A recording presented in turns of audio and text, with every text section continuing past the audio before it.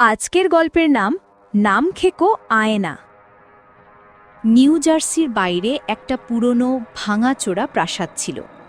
চারিদিকে কুয়াশা আর কালো গাছের ছায়া। সেই প্রাসাদে নতুন এসেছিলেন কাউন্টেস এলিজাবেতা ভন হোয়াইট। প্রাসাদটি লিজ নিয়ে অবকাশ যাপনের জন্য তার এখানে আসা। তার সৌন্দর্য ছিল অপার্থিব, আর অহংকার তার চেয়েও বড়। শহরের অ্যান্টিক দোকানগুলো তাকে সব সময় আকর্ষণ করত। শহরতলি থেকে দূরে হওয়ায় নতুন জিনিসপত্র তেমন পাওয়া যায় না, তাই মূল আকর্ষণ ছিল এই অ্যান্টিক দোকানগুলোই। এর মধ্যে একদিন একটা পুরনো দোকান থেকে তিনি কিনে আনলেন একটা আয়না। আয়নাটা অদ্ভুত, কাঁচ নেই, শুধু কালো গভীর শূন্যতা। দোকানদার বলেছিল এটা যে কিনবে তার নামটা খেয়ে নেবে আয়না। কাউন্টেস হেসে উড়িয়ে দিয়েছিলেন।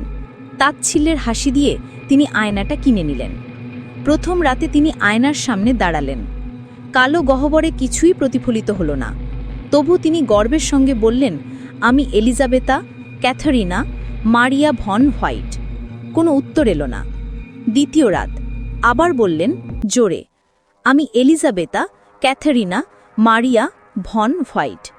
তৃতীয় রাত, চতুর্থ রাত, পঞ্চম, ষষ্ঠ। প্রতি রাতে তিনি নিজের পুরো নাম বলতেন, যেন আয়নাকে চ্যালেঞ্জ করছেন। সপ্তম রাতে ঠিক মধ্যরাতে কালো শূন্যতা থেকে একটা খিসফিস শব্দ ভেসে এলো।